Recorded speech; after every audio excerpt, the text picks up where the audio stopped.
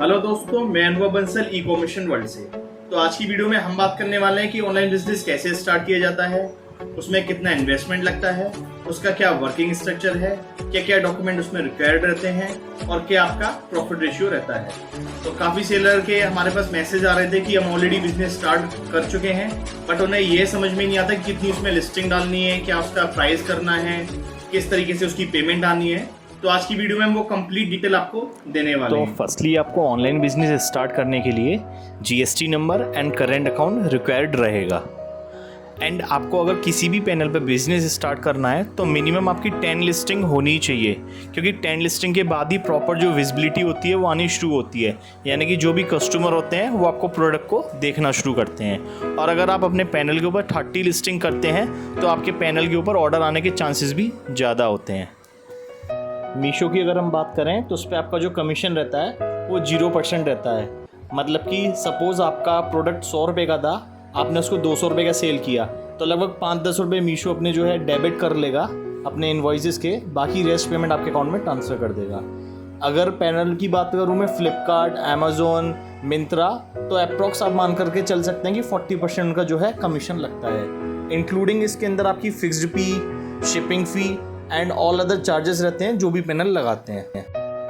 अब सपोज़ आपकी सारी लिस्टिंग हो जाने के बाद अगर आपको कोई भी ऑर्डर रिसीव होता है तो आपको मीशो, फ्लिपकार्ट एंड अमेज़ोन एक पैनल दे देते हैं आपके आईडी एंड पासवर्ड क्रिएट करके, जहां आपको शो हो जाएगा कि आपको किस चीज़ का ऑर्डर आया है और कितने अमाउंट से आया है।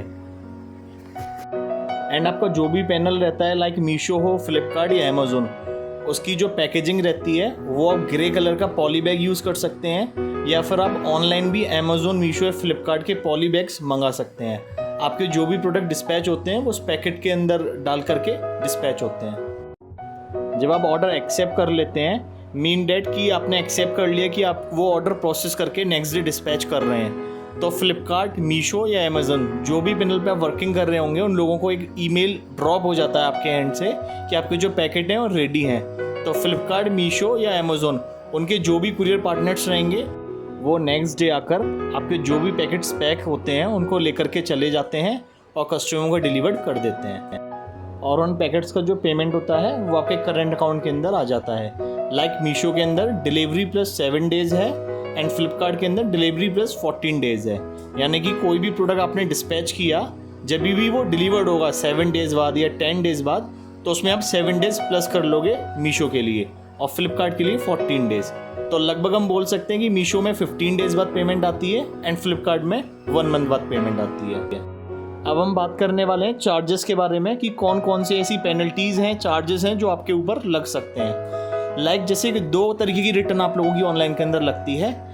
एक होती है आपकी RTO रिटर्न और एक होती है आपकी RVP रिटर्न। अगर कस्टमर रिटर्न लगती है तो आपको जो कस्टमर रिटर्न के चार्जेस रहते हैं, यानी कि हम कह सकते हैं कुरियर चार्जेस, लाइक जैसे 80 रुपीज़ आपके पिकअप का चार्जेस लगाती है कोई भी जो कंपनी रहती है, और 80 रुपीज़ उसका रिटर्न चार्जेस लगाती है। यानी कि 200 रुपये से लेकर 250 रुपये तक आपके कस्टमर रिटर्न के अंदर चार्जेस लग सकते हैं। अगर आपका RTO रिटर्न लगता है, यानी कि आपके यहाँ से पैकेट गया बट वो कस्टमर के पास डिलीवर्ड नहीं हुआ, ऐसे पैकेट अगर आपके पास रिटर्न आते हैं तो उस पर आपको कोई भी चार्ज देना नहीं होता है। एंड हम लोगों की कुछ पेड सर्विसेज भी रहती हैं। अगर आप इंटरेस्टेड होते हैं या फिर आप काम जो है अपने हाथ से मैनेज नहीं कर पा रहे हैं, तो आपको जो पूरा वर्किंग पोर्टफोलियो रहता है ऑनलाइन बिजनेस का वो हमारी टीम भी मैनेज करके देती है। अधिक जानकारी के लिए आप मुझे डायरेक्ट DM कर सकते हैं, कॉल कर सकते हैं नीचे दिए हुए नंबर के ऊपर। Thank you for watching my video.